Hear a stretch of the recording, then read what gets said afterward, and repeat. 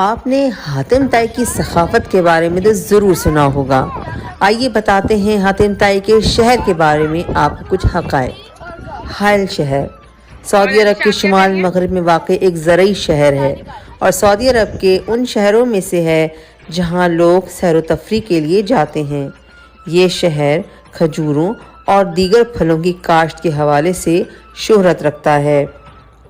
حائل شہر میں قدرتی موسم کے تمام رنگ دیکھے جا سکتے ہیں، جہاں ریگستان میں کیمپنگ بھی کی جا سکتی ہے، موسم برسات ہو یا موسم بہار، اور سردی میں ٹھنڈی ہوائیں بھی خوب چلتی ہیں۔